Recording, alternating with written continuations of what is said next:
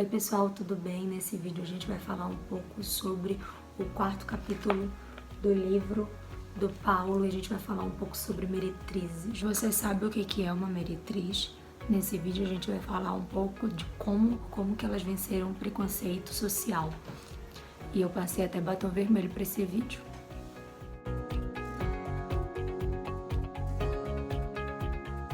Lá no começo do século XX, em Vigia, o Raimundo Vasconcelos Nogueira, ele tinha 13 anos quando ele trabalhava na fábrica de linha do pai dele.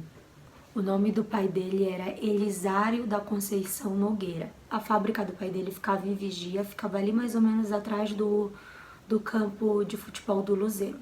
Era uma fábrica basicamente de linha, de matéria-prima, linha para tecer rede de pesca. Então, ele trabalhava lá. Quando o pai dele faleceu, o seu Elisário, o Raimundo ficou trabalhando lá na fábrica com mais 5 pessoas. E próximo dessa fábrica ficava a casa da dona Dulcineia. Na casa da dona Dulcineia vendia cafezinho, mingau, entre outras coisas. A casa da dona Dulcineia era a casa das meretrizes, ou seja, era um bordel. E lá na casa da dona Dulcineia, nesse bordel, moravam várias moças, incluindo a dona Dulcineia. Além de outras moças que acabavam morando lá quando eram contratadas para trabalhar lá, principalmente em época de festa e principalmente na época do Círio. As festas eram realizadas lá no bordel da dona Dulcineia e compareciam, a banda 31 de agosto, os músicos tocavam lá, eles tocavam samba, tango, choro, valsa, jazz. Mas imagina que festa chique que não deveria ser. A banda tocando jazz e todo mundo muito bem arrumado. E sabe quem frequentava a festa da dona Dulcineia? Somente a elite vigiense. Então sim, era uma festa muito chique, uma festa que com certeza eu, se estivesse presente naquele momento, com certeza ia querer ir participar dessa festa.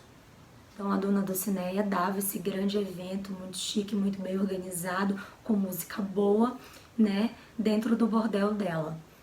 Os rapazes que trabalhavam lá na fábrica de pesca, que ficava lá do lado da casa do bordel da dona Dulcineia, sempre antes de trabalhar, eles tomavam um café lá no bordel, que como eu falei, ela vendia mingau, vendia café durante o dia. Então era ponto certo deles estarem lá toda manhã tomando café no bordel da dona Dulcineia antes de entrar no trabalho.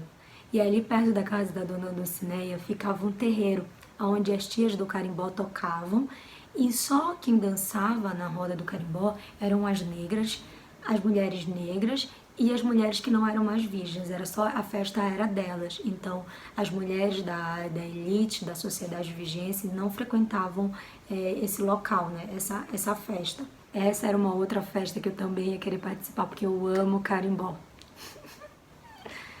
Eu ia ser amiga delas. Houve um ano no carnaval de Vigia que na terça-feira de carnaval a dona Dulcineia organizou um bloco com as meretrizes. Os músicos que tocavam nas festas que ela fazia lá no bordel puxavam o cordão. Todas as meninas vinham fantasiadas com um vestido floral comprido até os pés e os músicos formavam uma bandinha puxando o bloco. A casa da dona Dulcineia foi a primeira casa de prostituição de Vigia.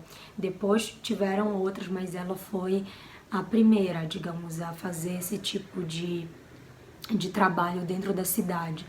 Já na década de 40 e 50, muitas mulheres solteiras levavam os homens para dentro da própria casa delas, tinha a conhecida na cidade, era a Isabel, ela era muito conhecida, ela meio que fazia esse tipo de trabalho mais independente, sozinha, ela levava os homens para dentro da casa dela. Na década de 60 surge, lá no centro da cidade, uma outra casa de prostituição, onde vai morar várias outras mulheres, moças que trabalhavam nessa casa, só que elas já não são mais chamadas de meretrizes, como eram chamadas na época que começou a primeira casa, que foi a casa da dona Dulcineia. Elas já eram chamadas de raparigas. Logo em seguida, outras casas dessas surgem na rua Generalíssimo Deodoro, com a Avenida Barão de Guajará.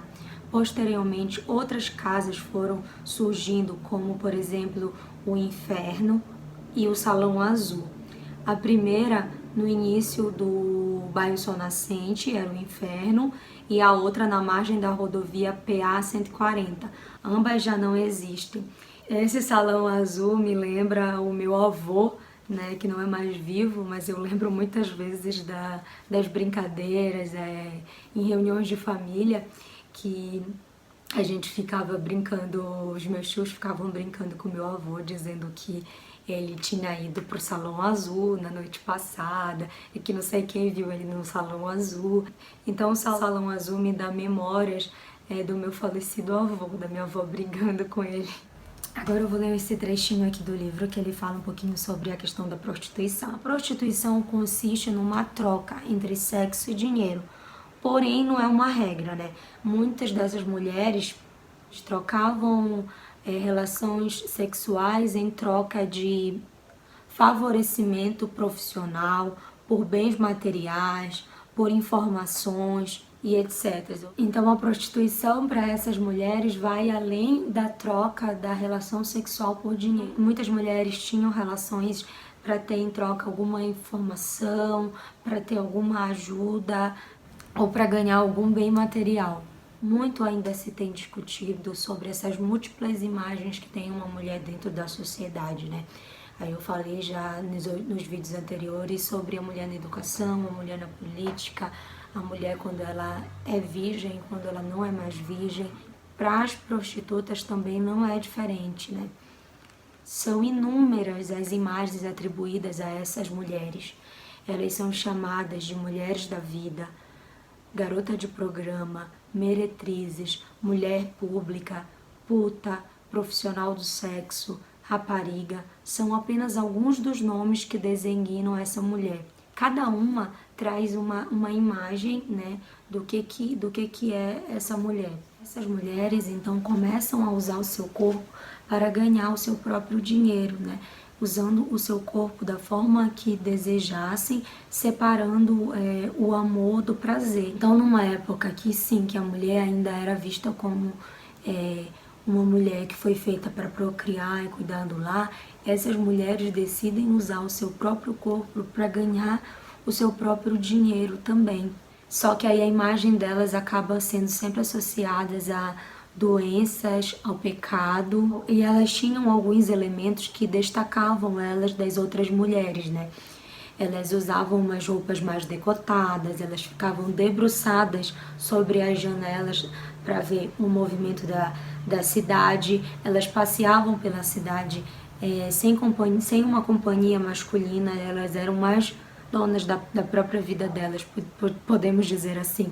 Então, essas meretrizes, elas são muito mais donas da própria vida delas, elas andam sozinhas, elas já usam um decote muito mais extravagante, né? E as mulheres da cidade, que eram as moças de família, tentavam ficar ao máximo longe dessas mulheres para elas não serem confundidas com as meretrizes dentro da cidade. As moças de família, por exemplo, elas não podiam passar ali do ponto do cemitério da cidade, ali do cemitério, elas não podiam ir para frente, porque para ali ficavam, né, várias casas de prostituição. Então a margem delas era andar até o cemitério, do cemitério para lá elas não podiam passar. As moças de família também da cidade de Vigia, elas também não podiam dançar carimbó, acompanhar o boi bumbá, que é uma festa, é uma dança folclórica da cidade. E passando do cemitério lá para PA 140, acontecia a festa da levantação de mastro, que era realizado pela tia Cota e pela tia P. Como eu falei, desde lá do começo, lá na casa da dona Dulcineia, as meretrizes já dançavam carimbó com as negras, né, lá no terreiro. E nessa festa, roupa colada, batom vermelho, unhas grandes e pintadas, só quem usava eram as meretrizes. E aqui a gente já para pensar, né, como que elas foram importantes, né, porque elas foram ousadas, elas usaram decote, elas passaram batom vermelho, elas usaram unha grande. E hoje a gente tá aqui, ó, de unha grande, unha pintada, de batom vermelho, usando a roupa que a gente quer. Então as meretrizes são muito importantes pra gente olhar, né, nesses avanços do comportamento da mulher dentro da sociedade. E as meretrizes também vão ter um papel fundamental, né, na vida sexual dos homens. Os pais levavam os meninos nesses bordéis para os seus filhos perderem a virgindade com essas meretrizes, né? Então eles levavam até elas. E uma coisa muito significativa era que depois que o menino perdia a virgindade, ele ficava usando calça comprida. A calça comprida, quando o rapaz começa a usar calça comprida, significa que ele não é mais uma pessoa virgem. E olha que coisa louca, porque esses mesmos homens que compravam o serviço dessas mulheres eram os mesmos que proibiam elas de entrarem nas festas, né, nos clubes da cidade. Égua, que raiva, né, que dá, porque os caras usavam elas e ainda barravam depois elas de frequentarem as festas que aconteciam na cidade. Vou te contar, não é fácil. Então a gente consegue ver com essas histórias, né, o quanto que essas mulheres foram silenciadas, né. Eu fiquei extremamente feliz com esse capítulo que o Paulo trouxe, contando essas histórias, até mesmo me ensinando e mostrando mais. E assim, ao meu ver, foram mulheres muito à frente do tempo delas, né, usando batom e se arrumando e se produzindo e andando sempre muito impecáveis, muito maravilhosas, andando sozinha na rua, sem precisar de um homem para acompanhar elas. Elas eram taxadas e são taxadas até hoje. É muita coisa ruim, há uma imagem muito ruim, né, desse trabalho, que ainda é muito inferiorizado na nossa sociedade até hoje, mas é importante a gente ver o quanto que elas lutaram para ganhar espaço, para ganhar respeito dentro da sociedade, e não tem como não se encantar com essa história dessas mulheres, né, que elas enfrentaram trampos e barrancos, muitos preconceitos, mas não deixaram de fazer aquilo que elas queriam fazer com o próprio corpo, né? Então, para mim foi muito interessante ler a história dessas mulheres e conhecer um pouquinho do que elas passaram e o que elas fizeram, porque apesar de tudo, apesar de todo o preconceito que existe sobre elas, são mulheres, são histórias que merecem relevância, assim como qualquer outra história. Então que a partir de agora a gente possa olhar mais para essas mulheres que ainda estão presentes até hoje na nossa sociedade com mais respeito, com mais empatia, né? Porque afinal de contas, quem somos nós para julgar o que uma pessoa faz ou deixa de fazer da sua vida? E nunca anular mais a história dessas mulheres e nunca desmerecer elas dentro da sociedade como menos ou mais, porque afinal a gente não sabe por que elas estão fazendo aquilo, se é por livre, espontânea vontade ou não. Então é isso, pessoal. Eu espero que vocês agora saibam o que é uma meretriz e que a gente possa, a partir de agora, respeitar ainda mais essas mulheres que estão até hoje, né, fazem parte da nossa sociedade, que elas não sejam mais invisíveis aos nossos olhos, que a gente possa, a partir de agora, fazer cada vez mais esse exercício de não julgar mais essas mulheres, né, pela aparência, e sim respeitá-las como uma mulher que é como qualquer outra mulher que está fazendo o seu trabalho. Então é isso. Espero vocês no próximo vídeo. Compartilha aí, se inscreve nesse canal. E a gente se vê no próximo vídeo. Um beijo. Agora, toda vez que vocês forem passar o batom vermelho de vocês, vocês vão lembrar da história dessas mulheres e vão dizer: putz, que mulheres ousadas.